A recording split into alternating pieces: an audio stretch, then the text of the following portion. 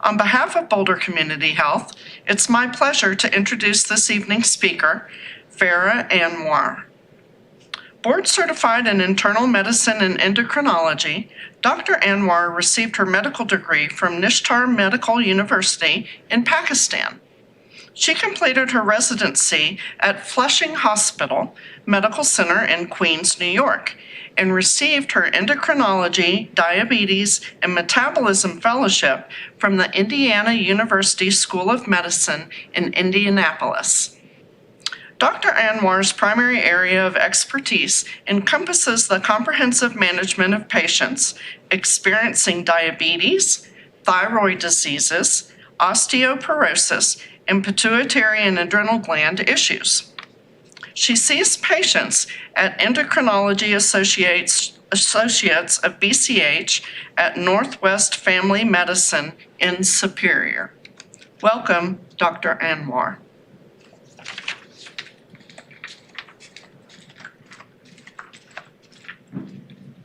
Good evening, everyone. Thank you for the introduction, Karen. So let's start today's lecture. So tonight I'm talking about preventing and treating osteoporosis. Let's start with the definition of osteoporosis.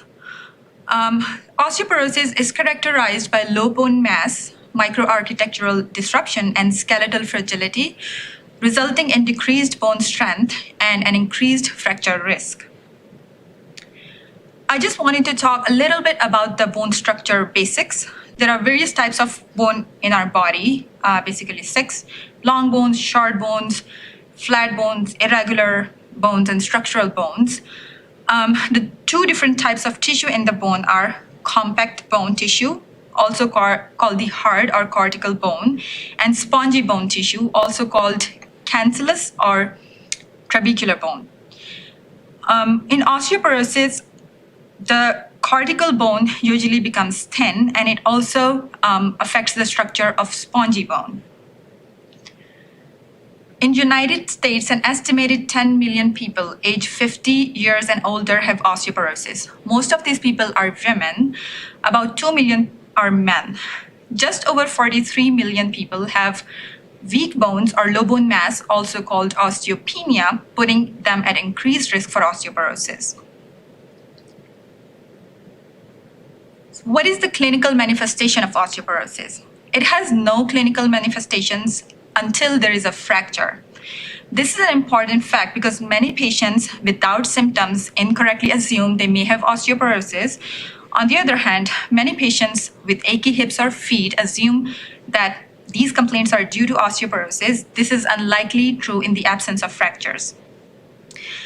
In osteoporosis, we are mainly worried about the fragility fractures. A fragility fracture is a fracture resulting from a fall of standing height or less. Some people find out because they break a bone during normal everyday activities or after a minor accident, for example, tripping or a small fall. If someone with strong bones did the same thing or had the same accident, they probably wouldn't have broken anything. So this is what we call a fragility fracture. Around the world, 1 in 3 women and 1 in 5 men over the age 50 will suffer a broken bone due to osteoporosis. In the United States, studies that show that 1 in 2 women and up to 1 in 4 men over the age of 50 will break a bone due to osteoporosis in their lifetime. So what is the impact of fracture? Why are we so scared of it? So fracture leads to pain, of course. Then it leads to decreased mobility and affects your function, affecting your quality of life. There is a fear of falling after a fracture. There is increased mortality associated with fractures. It increases your healthcare cost. And those who have had a fracture are at high risk of subsequent fractures. There are certain risk factors that increases the rate of decline in the bone mass. Our peak bone mass reaches around age 30 and declines afterward. Some of these factors are non-modifiable. We cannot do anything about those. For example, your advanced age, family history of osteoporosis, white and Asian race, female gender, in some situations low BMI, and low peak bone mass. Some of the factors we can work on and slow the rate of decline in bone density. These are called modifiable risk factors, and these include smoking, excess alcohol intake, inadequate calcium or vitamin D intake, if you're using certain medications like steroids or opioids for long term, and hypogonadism in both males and females. Certain medical conditions can also increase the risk of osteoporosis, including kidney failure, liver disease, rheumatoid arthritis, or inflammatory bowel disease. So what can we do for prevention of osteoporosis? You need to have adequate calcium intake, adequate vitamin D intake, exercise, maintain healthy body weight, avoid smoking, limit alcohol consumption, consume diet rich in fruits and vegetables, and of course, fall prevention. Let's go over some of these. The first one is calcium intake. For all adults, adequate calcium intake is 1,200 milligrams a day, which is roughly 3 servings of calcium in diet. That would be ideal. Otherwise, we have to supplement it with over-the-counter medications. Calcium is richly present in all dairy, milk, cheese, yogurt, and some of the green vegetables. 2 most commonly used calcium supplements are calcium carbonate and calcium citrate. I just wanted to talk a little bit about those. When we take calcium supplements, a small percentage of that supplement is the elemental calcium. That is important for your bone, and that elemental calcium should make up for the 1,200 milligram a day. Calcium carbonate is the most commonly used. Only 40% of the medication is elemental calcium.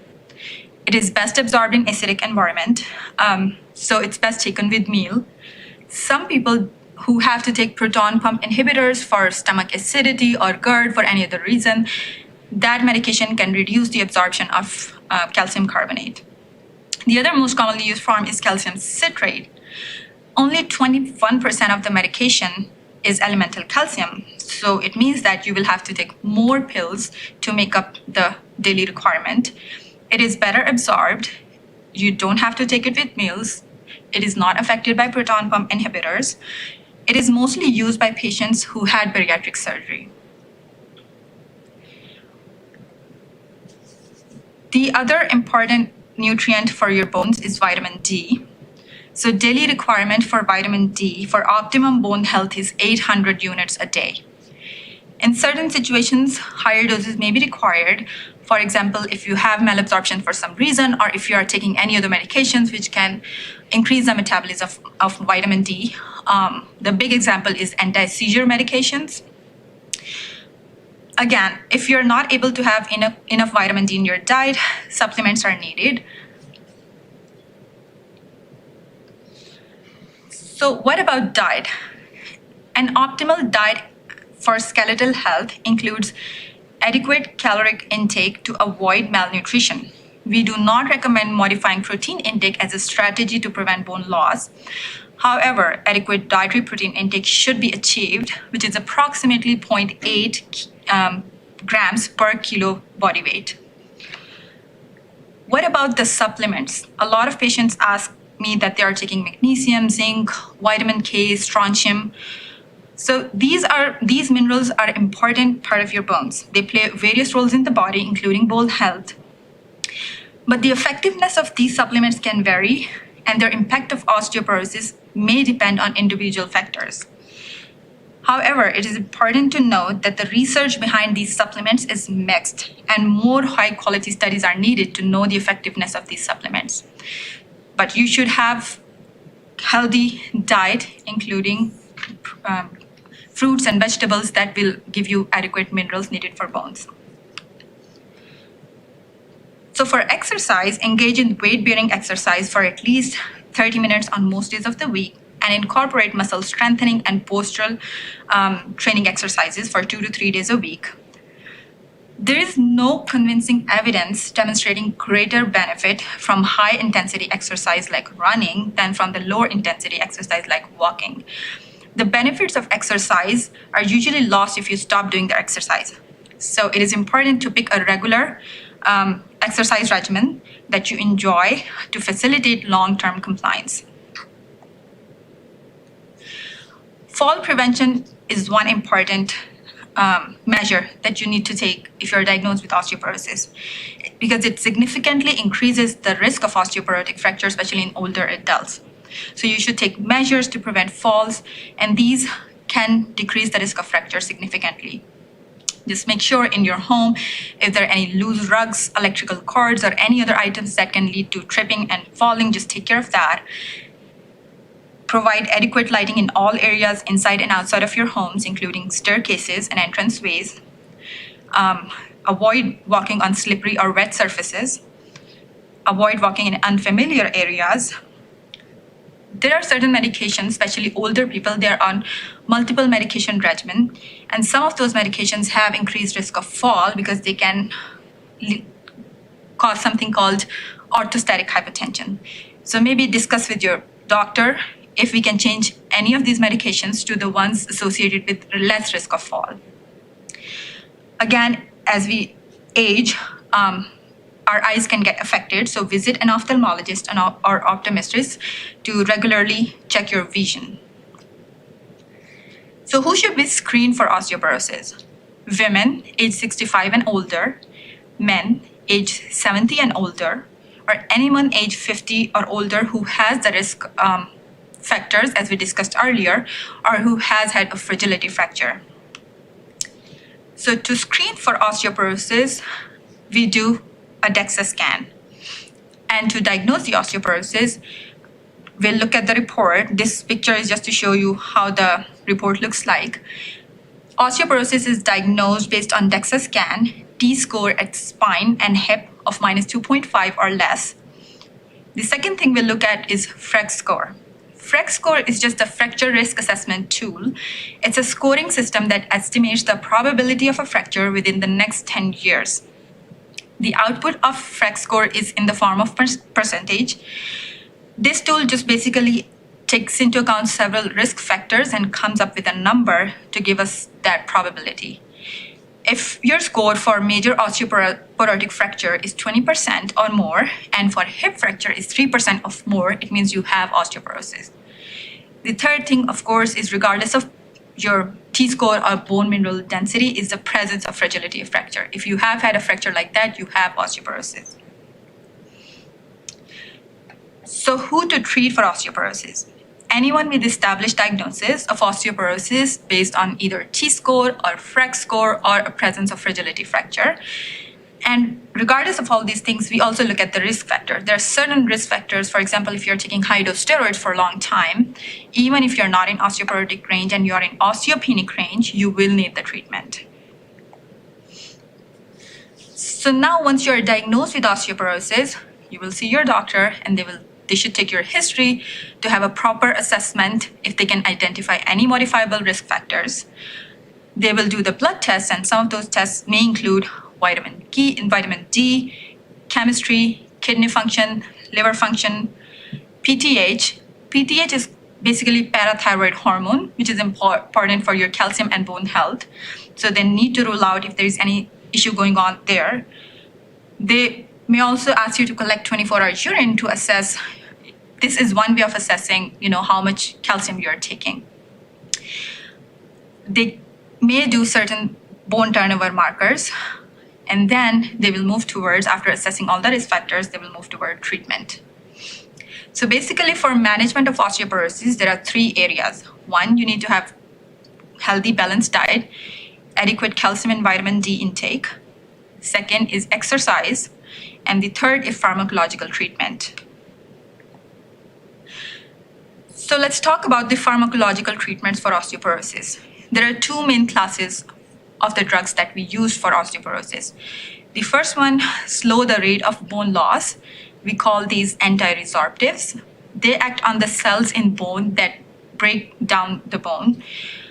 And the second one, promote new bone formation. We call these anabolics. And they work on the type of cells called osteoblasts, which build up the new bone. So we'll go through these medications one by one. The most common medication for osteoporosis is Fosamax or alendronate. It's a bisphosphonate. It's an anti-resorptive. It is in the form of once-a-week pill. It has been shown to reduce the spine fracture by about 40%, hip fracture by about 40%, and non-spine fracture also to a little extent, about 17% reduction. This medication is given for typically 5 years, and then based on your risk factors and improvement in your bone density or absence of any fracture, your doctor will assess you for something called drug holiday. Drug holiday simply means that we'll see, so the effect, after you take these medications for a certain duration of time over the years, the benefit lasts in your bones. So that's why we put you on a drug holiday and then reassess you every couple of years to see if your bone density is going down again or if you have had a fracture, and reassess when you need to start the medication again.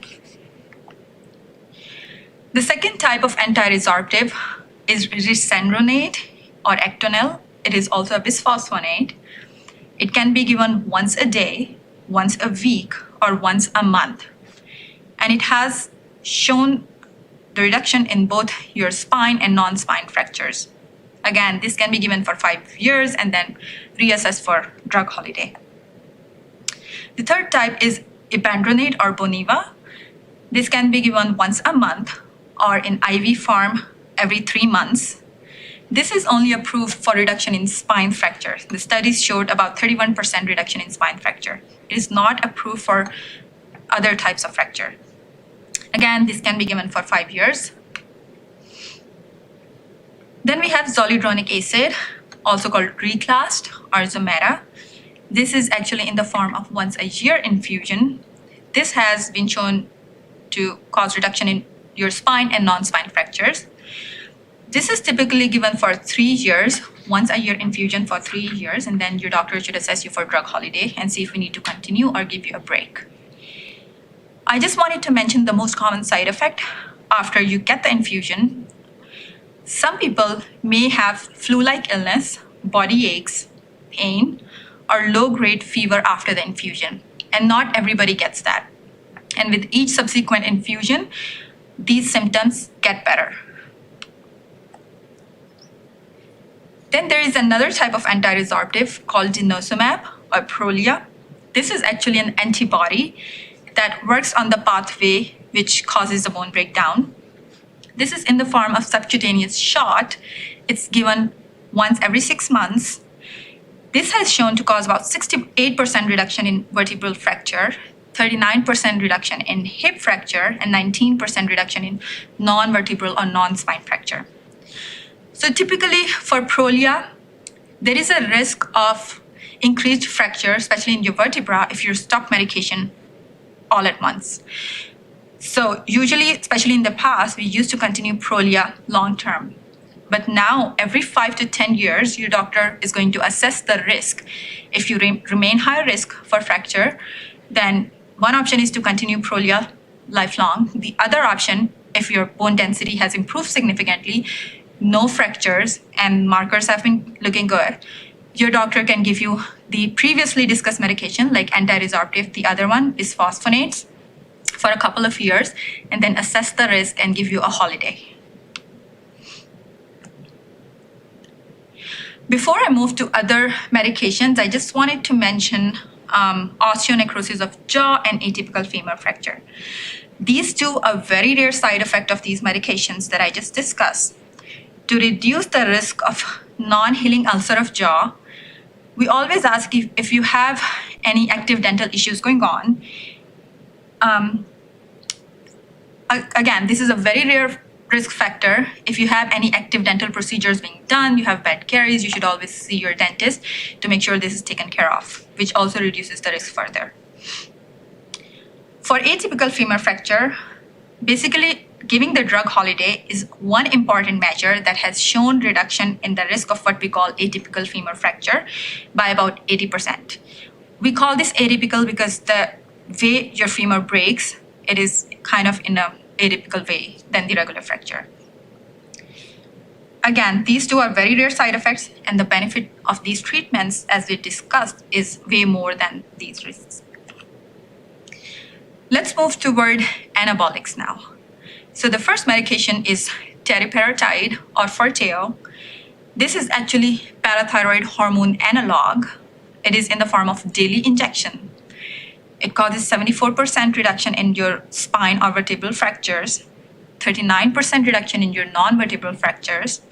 It is given for 2 years, and then we switch to a different type. It is important to note here that teriparatide, you cannot just stop all at once.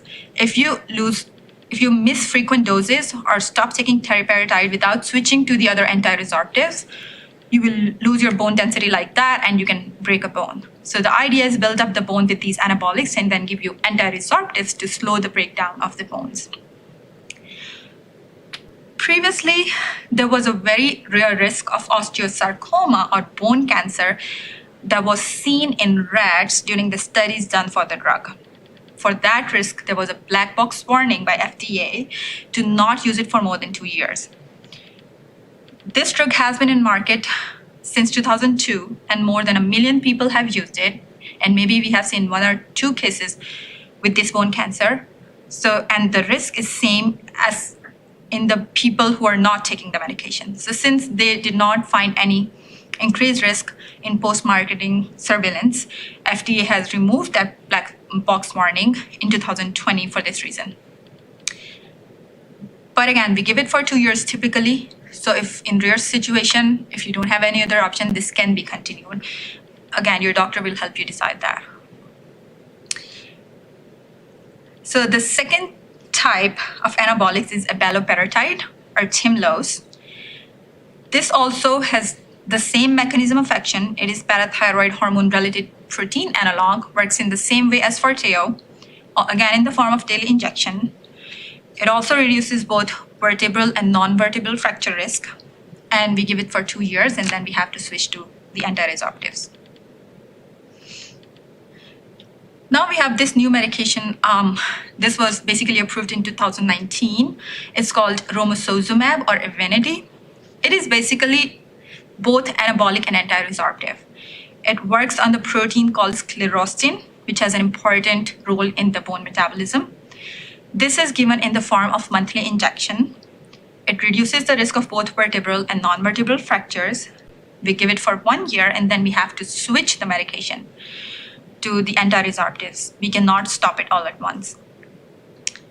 Just one risk factor, it has shown to increase the risk of stroke and heart attack in people with previous history of heart attack and stroke. So we usually don't give it to people with a history of stroke or heart attack in the past year. Now I will talk about the second line options if you cannot take any of these drugs. One big thing is hormone replacement therapy, and a lot of my female patients ask me about it. In past, we used to give hormone replacement therapy for prevention and treatment of osteoporosis, but now it is recommended that if other therapies cannot be given for some reason, then we can use this, looking at the whole clinical picture and after assessing your risk factors. So this is a second line option for postmenopausal women if your age is less than 60 years or less than 10 years after menopause, if you're having any other menopausal symptoms like hot flashes or any other vasomotor symptoms. Then we look at the risk of heart attack, stroke, blood clotting. If you have had breast cancer, you cannot take that. And of course, you have to be willing to take it. So after we assess all of that, this is a second line option. And it has been shown to reduce the risk of all fracture types, your spine and non-spine fractures. The second type is selective estrogen receptor modulators. One of these is raloxifene or Evista. The other is bezidoxifene or Vivient. Again, this is an option if you cannot take the other anti-resorptives. This only has been shown to reduce the risk of vertebral fracture only and increases the risk of blood clotting. So we have to assess if you are at high risk for that. This is a good option for people with breast cancer who cannot take the hormone replacement therapy. The last one is calcitonin. Calcitonin is just basically a naturally occurring hormone present in all of us. This is a second line option if you cannot take any of the above discussed medication. This also reduces the risk of vertebral fracture only. It is given in the form of nasal sprays. So osteoporosis can be a scary disease, but with proper management, we can significantly reduce the fracture risk, leading to improvement in quality of life. With that, I'll just conclude my presentation. Thank you, and I'll take any questions. Thank you very much. That was very informational. And we want to remind our audience at this time that now you can ask any additional questions that you have in the chat box below the video, and we'll take as many as we can. And these are in no particular order. So, please remind me, I am gluten-free, dairy-free, and have histamine intolerance. How can I get enough calcium in my diet? Like I mentioned, so dairy is one form, and it's actually very rich in calcium. That is one way you can take calcium in the diet. But if you cannot take the dairy, there are some alternate forms of milks that are available if you're tolerant to that. Usually those are fortified. And then, as I said, green vegetables are also a rich source of calcium, like spinach or okra. You can go back to my slides. I put a picture there, which indicates certain types of food. So whichever you tolerate, that would be a good idea. Otherwise, like I said, we'll have to give you supplements to make up for it. Okay.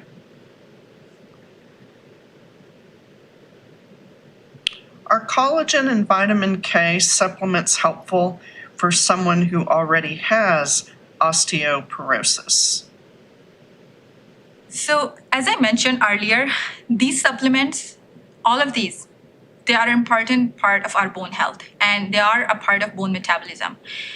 But unfortunately, giving in the form of supplements, we don't have any high quality data for me to start recommending it to my patients. I don't know in the form of supplements if there is any significant reduction in the risk of fracture, since I lack the data and high quality studies. If you have deficiency of these minerals, you can talk to your doctor and they can assess your situation and see if you're the right candidate. But no, they have not been known to reduce the risk of fracture significantly based on the data we have so far. So does vitamin K help the body absorb calcium and also prevent calcium buildup in the arteries?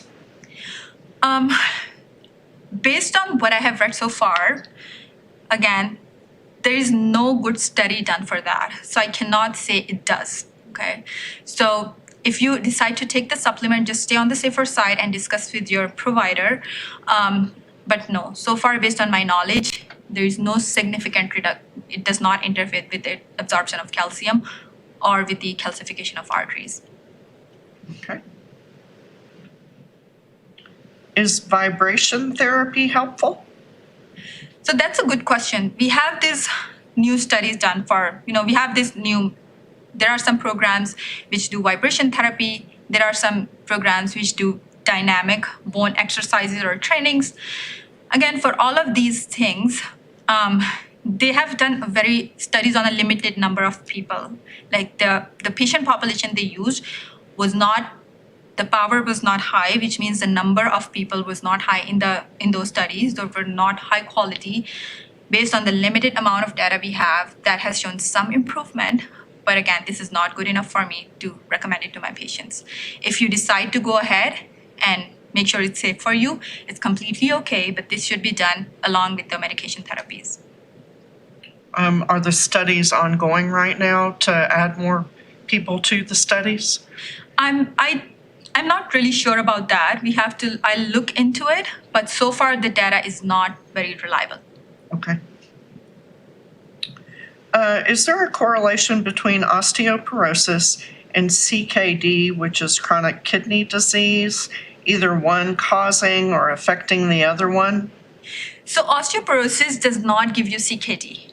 But if you have like kidney failure, advanced stage CKD stage 3B or stage 4 especially, or if you have end-stage renal disease, you are on dialysis, that is definitely a risk factor for osteoporosis. It also affects our management. Like some of these medications that I mentioned, especially zoledronic acid, after a certain decline in your kidney function, we have to watch out for which medication we can give you in terms of osteoporosis. Okay. Are there any supplements you recommend taking to support bone health after a diagnosis of osteoporosis? This person has heard good things about Algae Cal Plus. So again, with any of the supplements, the two most important ones are your calcium and vitamin D. Best taken in diet. If your diet is adequate, that's perfect. If not, you need the supplements. Algae Cal Plus, I think, has calcium and both vitamin D. So if you just need to look at the amount of vitamin D and calcium you're taking because you need to take it in the safe amounts. So just take it as recommended by your doctor, certain doses. Whatever you are missing in diet, you can supplement it with, calcium or vitamin D supplement. But I won't recommend any other supplement as a regular recommendation to my every patient other than calcium and vitamin D. Okay. I don't know if this is a supplement or not then, so you can let our audience know. What about Fortibone and osteoporosis? I haven't really heard about that supplement. Any supplement you take, they mention the ingredients there is a label at the back side of the supplement. It is going to say if it has calcium, vitamin D, vitamin K, zinc, whatever is in there. So discuss that with your doctor. Calcium and vitamin D is needed if you're not taking that in your diet. Okay.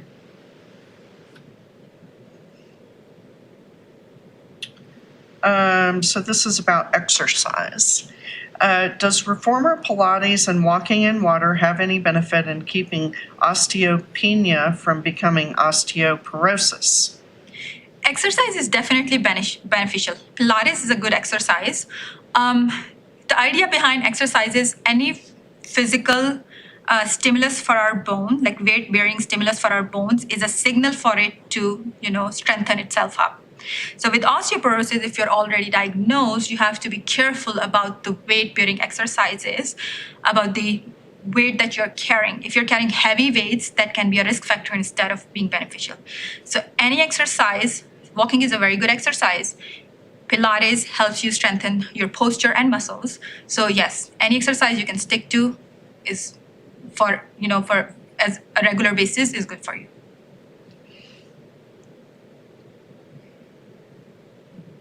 So they can do things on your joints, like water exercises that are a little bit easier. Yes. Okay. What is the current thinking about hormone replacement therapy for postmenopausal women who are also osteoporotic? So you can refer back to my slide where I discussed the hormone replacement therapy. In past, couple of years ago, we used to give it, that was an option for women with postmenopausal women with osteoporosis. Because of course, one of the risk factors is lack of estrogen. Giving these hormone replacement therapy is not without risk. Then there was one big study, we call it Women Health Initiative. So especially after that, our thought process shifted a little bit. Now we consider it a second line option because the other medications, they have less risk and more benefits. With hormone replacement therapy, like I discussed, if you meet the criteria, you're having postmenopausal symptoms, you don't have any of the other risk factors, you're less than 60 years, within 10 years of menopause, we can give it to you. But we have to assess the risk and benefit. This is a little specific, but I'll ask it anyway. This person has gone from osteoporosis to osteopenia, and we're asking if they still need to take Prolia injection. So that's a good question. Like I said, so for Prolia, once you start it, we used to say it's like a lifelong medication. You cannot stop Prolia all at once. You can have bone breakdown and vertebral fracture. But if your bone density has improved significantly, you haven't had any fractures, everything is looking good, your doctor can assess the risk, things are getting better, they can switch you to anti-resorptives like Reclast or any of the other ones, and then give it a couple of years, assess the risk, and give you a drug holiday. So that's an option looking at your individual situation. Okay. This person was on Fosamax for years and am now on the Prolia. The dentist wants to put a crown on a wisdom tooth with a significant crack, as it would not be good to pull the wisdom tooth with the osteoporosis diagnosis. Is that correct? Sorry, can you repeat that? What is the risk for dentist? It's for the dentist. They were going to put a crown on a wisdom tooth. The wisdom tooth has a very large crack, and they said it would not be good to pull the wisdom tooth because the osteoporosis.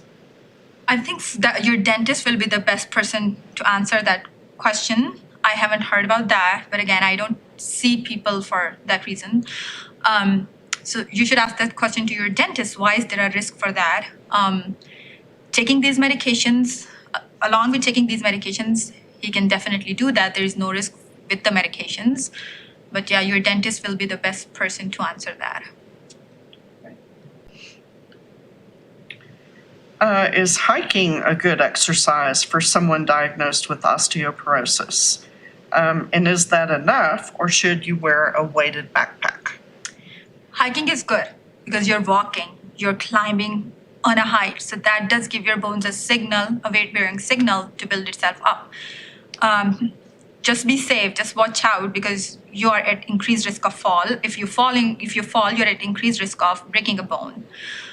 You shouldn't put more weight on top of it until you get used to it. You have strengthened your muscles, your risk has reduced, then yes, you can wear a backpack, but just be mindful of the weight you carry. Okay. This person was a little frustrated about the testing methods, so wanted to have a little bit more information about it. They said that, you had mentioned the T-score is a measure of how dense your bones are compared to a 30-year-old white woman. And since that's the standard, and we know that as we age, our bones age as well, you might be labeled as having osteoporosis even if you have normal bone density. Can you explain that a little bit more? So when we look for osteoporosis, there are two things we try to assess. One is your bone quality, which unfortunately DEXA is not a very good measure. But looking at the T-scores, yes, as you age, your T-score declines when we compare to the young women. That is why we have this cutoff of minus 2.5 standard deviation. So your bones get weaker as you age. Between minus 1 and minus 2.5, you are osteopenic, which means that your bones are getting weaker. But if you hit minus 2.5, that's when you get osteoporosis. And we came up with the number based on studies done on millions, thousands of women, and above that number, your risk of fracture increases significantly. So that's what we are trying to reduce. As I mentioned, bone quality. Some people, they break a hip, they have a fragility fracture with their normal T-scores or T-score in the osteopenic range. Even then, we call you osteoporotic because certain measures we cannot look at with the DEXA scan. So that is one tool to help us screen the patients. Then we look at the whole clinical picture, all the risk factor to assess your risk and see if you need the treatment or not. What do you know about the infusions for the osteoporotic condition? So the one infusion I mentioned, we do it yearly, once every year, is called zoledronic acid or Zometa. That is one medication, pharmacological option that you have for osteoporosis. Are you familiar with the reclassed infusion as well? Yes. So zoledronic acid, the brand name is reclassed, or slightly reduced dose is called Zometa. Okay.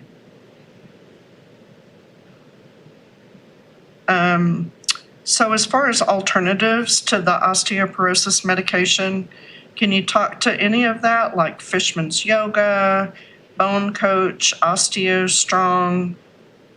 Do you have any information on any of those? So yoga is a very good option. Like I was talking about the posture training exercises. So yoga falls under that category, and that has, in small number of studies, has actually shown the improvement about OsteoStrong, and this is, I think, a type of the dynamic exercise that you do. As I mentioned before, the studies on these methods are very limited. So, and the data is not as strong as for the other medications. If you want to do these are good options. If you want to go for that, I'm not against it, but it needs to be done with the other medications.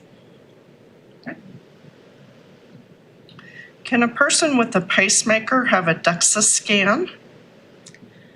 I'm not really sure about that. It should not be an issue because DEXA scan is not a magnetic machine.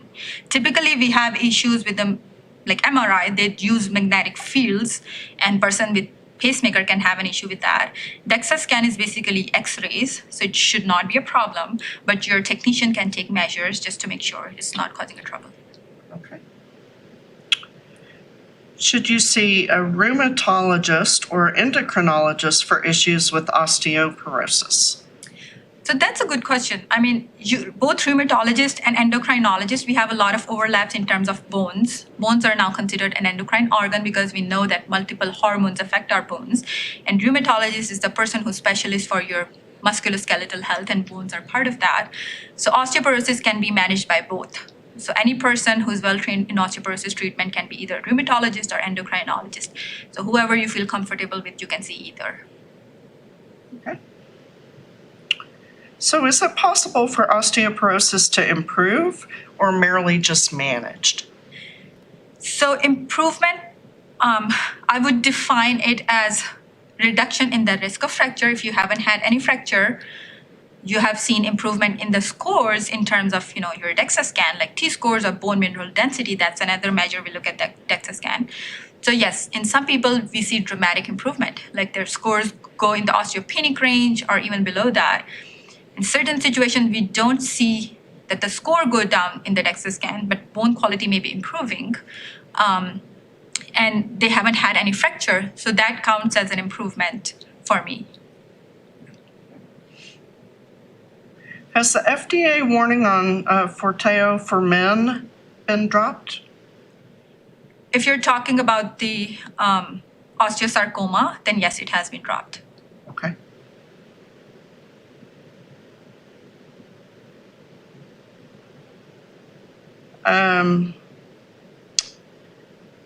You may have mentioned this. The medicine only works for 40% of patients. Is that true?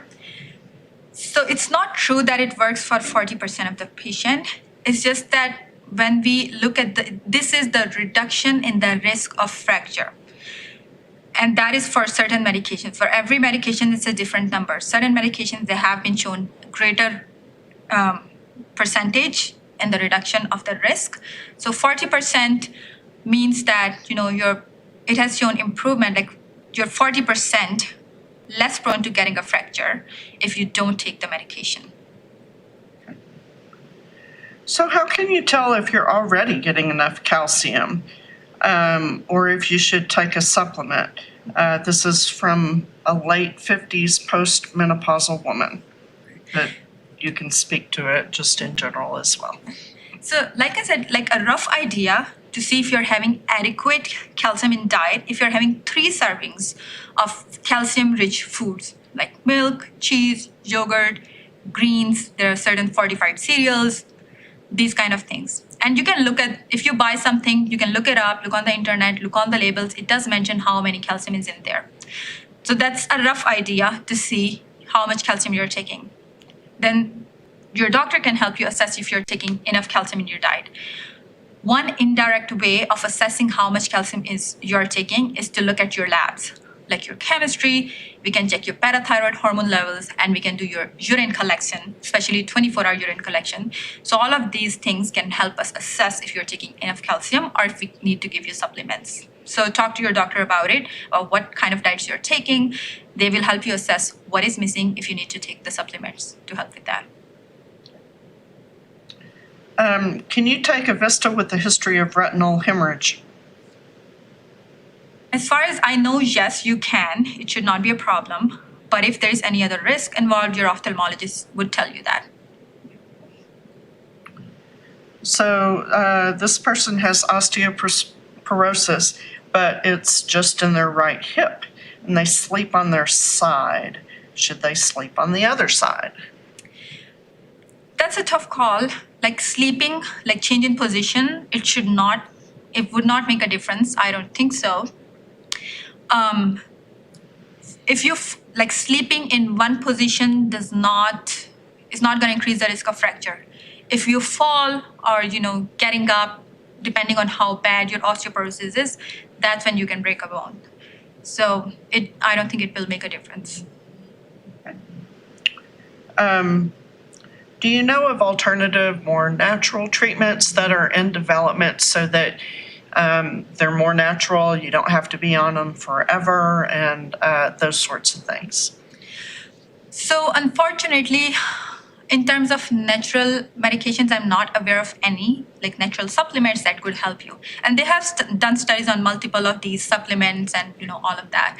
And none of those has been shown to reduce the risk significantly for us to start recommending that. So. Okay. The Lift More, lifting intervention for training muscle and osteoporosis rehabilitation looks promising. Have you witnessed this for efficacy of postmenopausal women with low bone mass?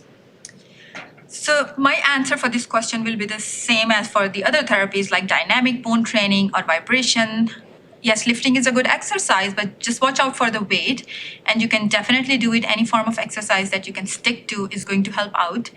But I would not recommend it as a sole modality for treatment of osteoporosis. Okay. Are calcium supplements potentially not good for your heart health? If you take more than needed, so if you take like thousands of milligrams, 3,000, 4,000, 5,000, you should not do that. So just talk to your doctor, take in the safe amounts.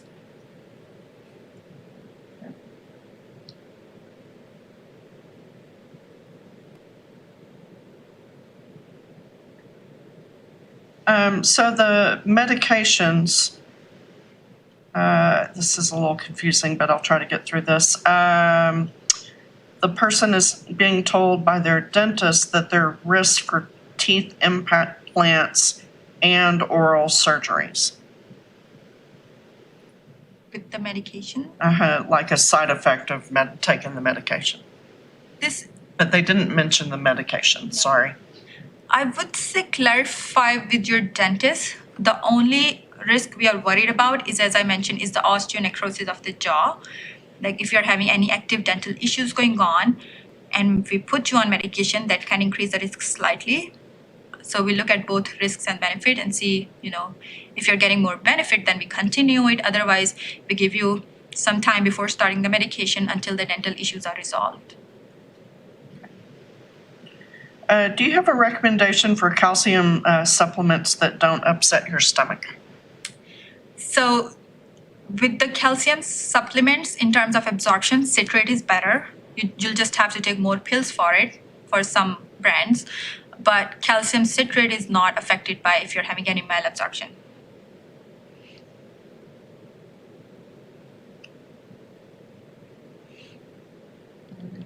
My doctor had me on Bonita for a few years and then took me off of it. Should I go back on it again? So when we give you the drug holiday, that's probably why your doctor took you off of it. We don't stop seeing you. So we reassess the risk every 1 to 2 years to see when your bones start breaking down again and if we have to put you back on the medication. So talk to your doctor. They will look at all the risk factors, see improvement in bone density, and look at your whole clinical situation to tell you if you need to go back on it or we can continue to keep you off of the medication. Is BCH using trabecular bone score? So trabecular bone score is the newer modality that we use. We can assess it from DEXA scan. Trabecular bone score is helpful in certain situations. It's a very good measure that they're doing now, and it is done at BCH. So when they give us the report of DEXA scan, they do mention trabecular bone score. But to use it reliably, the only condition where so far we can use it reliably is diabetes. So if you have diabetes, mellitus, you're getting treatment, trabecular bone score is a good option to look at bone quality. We cannot go by trabecular bone score alone. We have to look at the whole clinical picture. But yes, we do here at BCH. This person has read that newer medications such as Avinity actually build bone, that you take it for a year and then you go on some sort of biphosphonate. So if you've been on a biphosphonate for about a year, how long should you remain on it? So Or yes. should you get on a newer medication like Avinity? So when we start you on medication for osteoporosis, we'll look at how bad is it. We don't jump to these higher, most expensive medication with certain risk factors if your osteoporosis is not very severe. So bisphosphonates are a good option to start. Yes, if you have severe osteoporosis, your score may be minus 3.5 and below that, or if you have had bad scores and multiple fragility fractures, then we think about anabolic agents. So if your scores are not bad, talk to your doctor. Looking at your whole situation, you're not very high risk and you're doing well on bisphosphonate, you can continue that. But if you have severe osteoporosis with multiple fragility fractures, then you can switch to anabolics. This person has heard from other practitioners that alendronate and Fosamax treatments only strengthen the outside of the bone and not the important inside of the bone. Do you know anything about this? I don't think actually that's true. It works on the whole structure of the bone. Like I said, in the bone structure, it's a part of spongy bone and the cortical bone. So any of these medications, they work on the whole structure, I would just say, because the cells that lead to bone breakdown are present in all of those areas. Do you know how to get the Oscal drug? It's no longer sold at several stores. I'm not really sure about that. Yeah, stores are the only way you can get it. Okay. Or maybe online, yeah. And then if someone cannot take any of the osteoporosis drugs because of other health conditions, what is your recommendation? So unfortunately, there are certain situations we are kind of stuck that because if you have multiple other conditions, you cannot take those medications.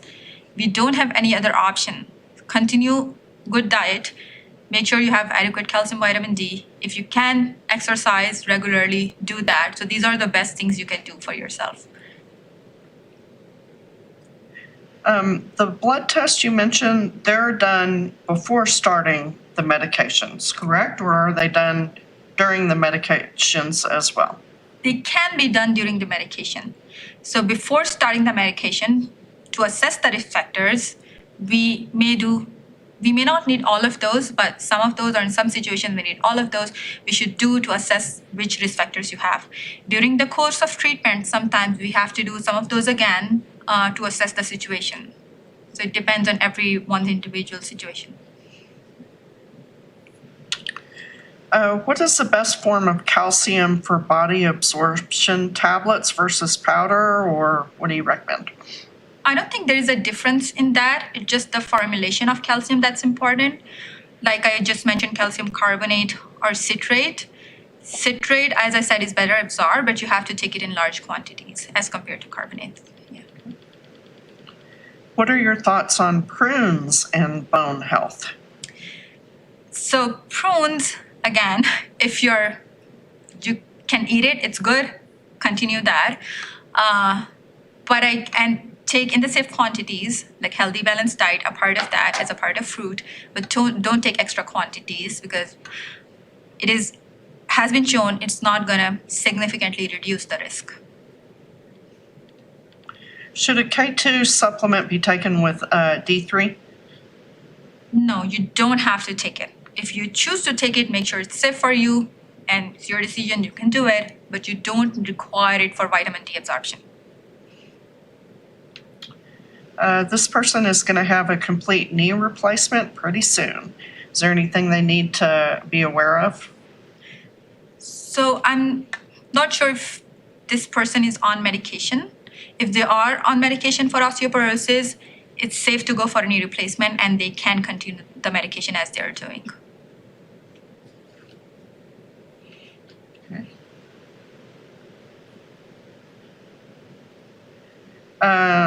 This one is probably good. Does drinking cola soda really take the calcium out of your bones? So we used to say that in past, that if you drink soda or cola, that is going to make your bones weaker, but it's just carbonated drink. So if you don't have any other, if it's not a high sugary drink, if you don't have any other thing like diabetes, it may be a risk factor for that. But no, we don't have strong evidence to show that it's going to make your bones weak over time. So no limitation on coffee, caffeine either?